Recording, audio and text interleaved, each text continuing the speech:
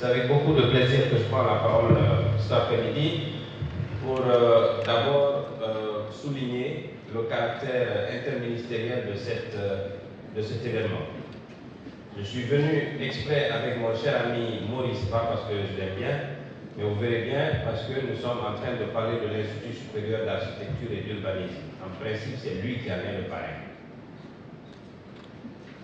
Et je suis venu aussi avec le ministre Jean-Paul Sédi, parce que dans tout ce que nous sommes en train de faire dans le domaine des mathématiques, il y a de la co-construction à faire.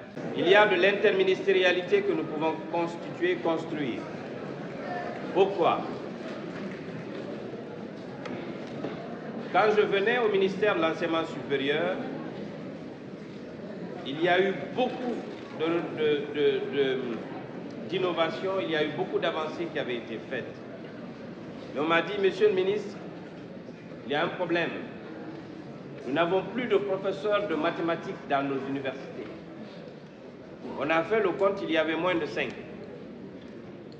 Dans l'ensemble de nos institutions d'enseignement supérieur, il y avait moins de 5 enseignants de rang A en mathématiques. Je dis, c'est pas grave, c'est en fait catastrophique. Il faut rapidement résoudre le problème. Comment peut-on résoudre le problème? Il y a des programmes, alors il y a un excellent programme de formation de 5000 masters et de 1000 PhD qui est en cours. Il y avait beaucoup de nos enseignants qui étaient inscrits à l'Institut de Dangbo et d'autres à l'Université de Bambey. Mais ça ne règle pas le problème puisqu'il y a des générations, il y a des étudiants qui sont inscrits non seulement en licence de mathématiques à l'Université Gamal Abdel Nasser, mais aussi dans d'autres universités pour rapidement trouver la solution. Nous sommes passés donc de moins de 5. Aujourd'hui, je suis très heureux de vous dire que nous avons environ 33 professeurs de mathématiques qui vont rejoindre la Guinée.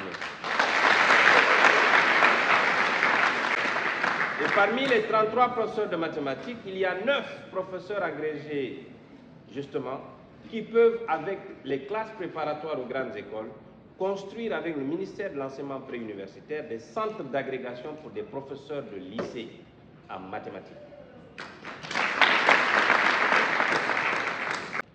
L'Institut ouest-africain de mathématiques, je voudrais le signaler, c'est extrêmement important, a déjà commencé à mobiliser les ressources, puisque dans ce domaine-là, et la coopération, le monde le sait, c'est nous qui les rejoignons, a déjà commencé à mobiliser les premières ressources pour plusieurs projets qui sont en train de se développer chez eux. En tout cas, le ministère de l'Enseignement supérieur a compris, le gouvernement a compris, le Premier ministre et le Président ont compris que la meilleure façon de développer, la façon la plus durable de développer notre pays, c'est d'investir dans l'éducation.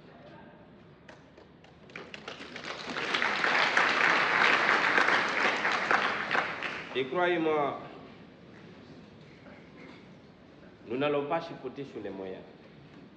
On va investir et on va investir. On va continuer à investir jusqu'à ce que nos enfants puissent avoir les standards internationaux ici chez nous. Et les standards internationaux, ça commence par les infrastructures. Maintenant, je vais parler des infrastructures parce que nous sommes tous là, ce n'est pas pour inaugurer des bâtiments. Nous sommes tous ici pour témoigner de la logique qu'il y a à rénover certaines infrastructures et à créer d'autres. L'Institut supérieur d'architecture et d'urbanisme, dont je salue le directeur général qui est ici, pourra offrir à notre économie des talents, des architectes, des ingénieurs urbanistes de qualité. Et il faut sortir et se promener dans Conakry pour savoir que mieux que quiconque cet institut, on en a besoin et on en a besoin rapidement. On a besoin qu'il forme en qualité et en quantité.